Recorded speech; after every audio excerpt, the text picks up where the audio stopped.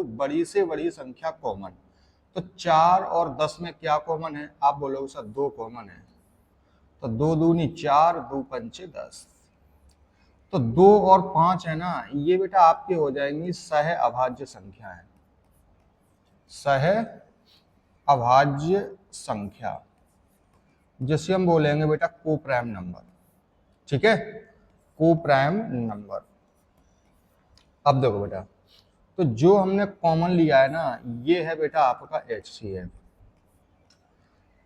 तो अगर हम HCF का मल्टीप्लाई इन कोप्राइम नंबर में कर दें तो हमारी बेटा रियल संख्या बनेगी क्या? नहीं बनेगी। आपका कैसे? तो 2 दूनी 4, 2 पंचे 10। तो हमारी ये रियल संख्या बन गई। सर कैसे बन गई? जैसे मान लो कोई भी संख्याएं हैं A अनुपात B के अनुपात में है, ठीक है, और उनका HCF हमने कहा सर 3 है, तो संख्या क्या है? तो आप बोलोगे सर अगर हम HCF का मल्टीप्लाई उन कोप्राइम नंबर में कर दें जो मैं रेशियो में है, तो इस 3 का इसमें कर दो, 3 का इसमें कर दो, तो ये जो संख्याएं हैं ये हमारी संख्याएं रियल में बन जाएंगी, यानी ओरिजिनल संख्याएं बन जाएंगी। आप सोच रहे होगे सर ठीक है, क्वेश्चन को कैसे करेंगे? तो समझो बेटा, दो संख्याएं 11:13 के अनुपात में है, यदि उनका HCF 7 है तो संख्या ज्ञात कीजिए। तो अगर इनका HCF 7 है तो अगर HCF का मल्टीप्लाई इसमें कर दें और S7 का ही मल्टीप्लाई HCF कैसे में करते हैं, ये हो जाएंगे सर 77 और 13 7 हो जाएंगे बेटा 91। तो आपकी जो संख्याएं 77 और 91, यानी आपका बी ऑप्शन बिल्कुल सही हो जाएगा। कौन सा ऑप्शन सही हो जाएगा बेटा? B option.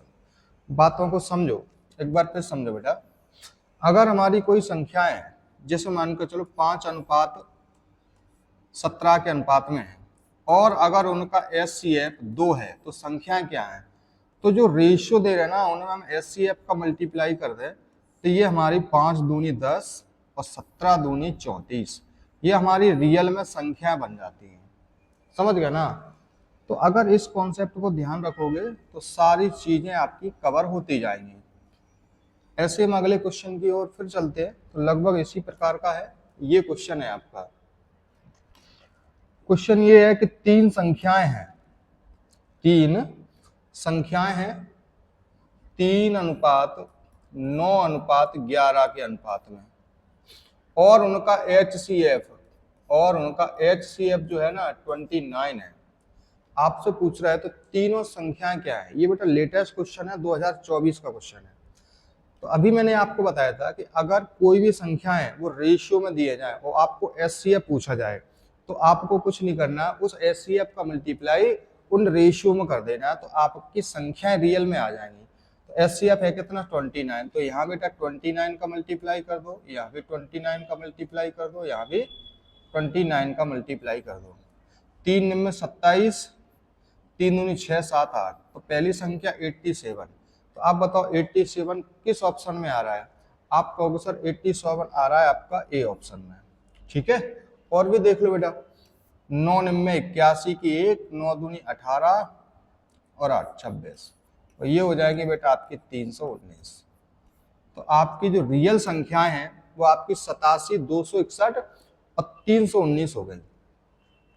ठीक है, अगर हम आपसे कहें कि सर कोई हमारी संख्या है 2:4:5 के अनुपात में है और आपसे कहे सर HCF आपका 10 है, तो बता संख्या क्या है? तो सर 10 का मल्टीप्लाई इसमें कर दो, 10 का इसमें कर दो, 10 का इसमें कर दो, तो 10 दूनी 20, 10 चौके 40, 5 का 10 में 50, तो हमारी संख्या हो जाएंगी सर 20 40 50। समझ गए ना? तो इस प्रकार का सर कैसा भी क्वेश्चन आ जाए तो आप आसानी से बना लोगे, आपको कोई परेशानी होने वाली नहीं है। अगर हो तो एक बार हमें कमेंट करके बता देना, हम आपकी समस्या को कोशिश करेंगे पूरी सॉल्व करने की। तो बेटा SSC GD 2024 का क्वेश्चन है। इनके लिए देखो SSC GD के लिए हमें प्रैक्टिस की अति आवश्यकता होती है। अगर हम प्रैक्टिस नहीं करेंगे तो बेटा मामला बहुत, देखो अगर हम प्रैक्टिस नहीं करेंगे तो हम क्लासरूम में तो क्वेश्चन को, प्रत्येक क्वेश्चन को बना लेंगे, लेकिन जब हम एग्जाम में क्वेश्चन को बनाएंगे तो हमें टाइमिंग लगेगी, और जब टाइम लगेगा हमें इतना समय मिलता नहीं, तो 15 मिनट मिलती है सर 20 क्वेश्चन को बनाने के लिए। तो इसलिए हम जितनी ज़्यादा प्रैक्टिस करेंगे उतनी ज़्यादा आपके लिए बेटर रहेगा। तो प्रैक्टिस करें और जुड़े रहिए हमारे साथ, ठीक है। 110, 11, 220 के लघुत्तम सामर्थ्य का अनुपात कितना होगा? लघुत्तम और महत्तम, तो देखो बेटा, लघुत्तम यानी एलसीएम और सर एचसीएफ दोनों का रेशियो पूछा है। तो सर 110, 11 और सर 220, अगर आप इनका 110, 11 और 220 का एलसीएम निकालोगे तो 11 से काट लो, 11 एकम 11 0, 11 एकम 11, 11 दूनी 22 0, सर 10 से काट लो तो सर 10 एकम 10, 10 दूनी 20, तो आपको हो गया सर 220। आप चाहो तो इतना करने की आपको बिल्कुल जरूरत नहीं है, आपको दिख रहे होंगे सीधे सीधे।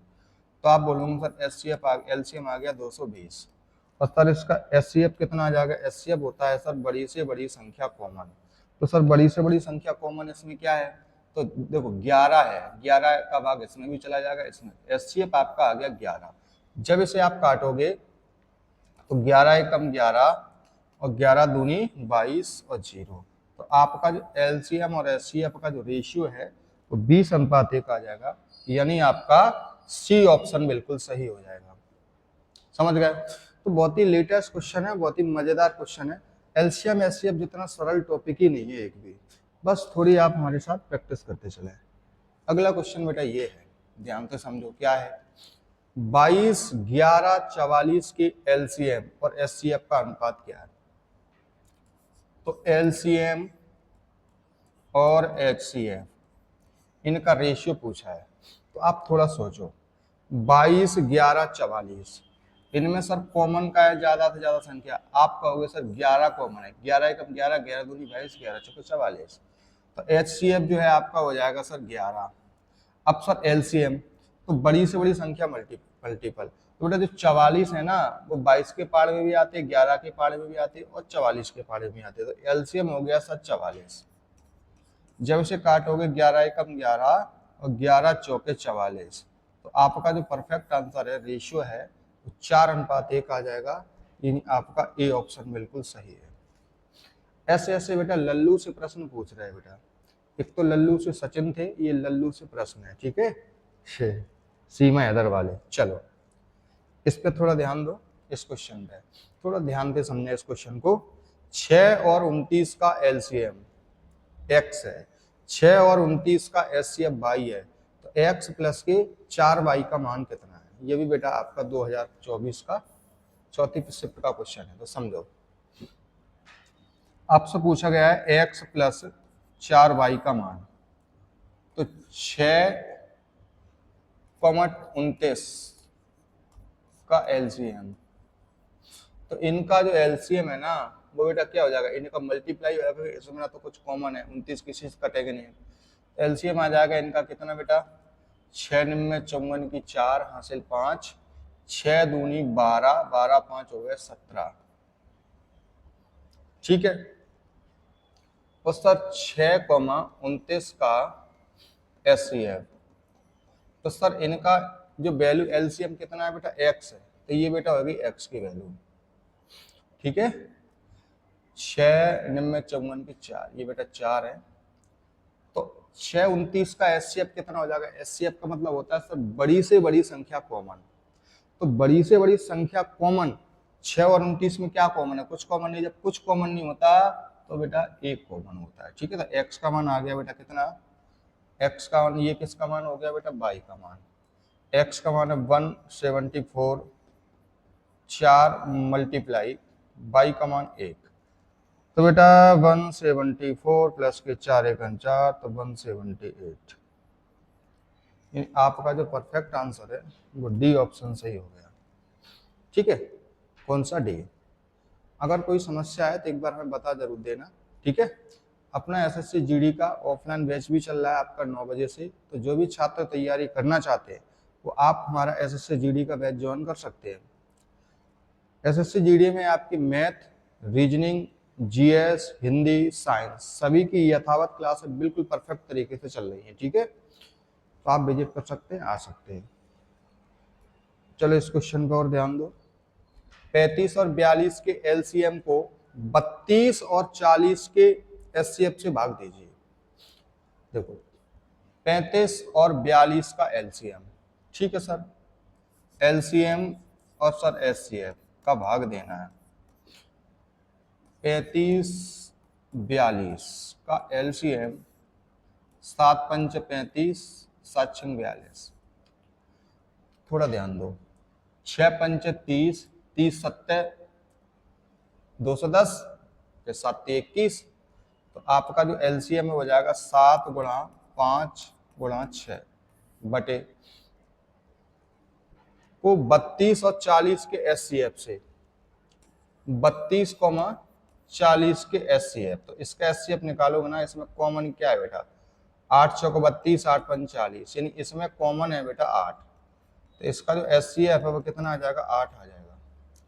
तो 8 का इसमें भाग दे दो, तो 2 तिये 6, 2 चौके 8, 7 पंच 35, 35 तिये हो जाएंगे सर आपके 105 बटे में 4, 4 दूनी 8, 4 छिंग 24, 4 दूनी 8, 4 पंच 20 और 0, 26.250। यानी आपका 0 बढ़ा दो या ना बढ़ा दो कोई दिक्कत नहीं, डी ऑप्शन सही हो जाएगा। ठीक है, तो ऐसे ही हम अगले क्वेश्चन की ओर फिर बढ़ते हैं।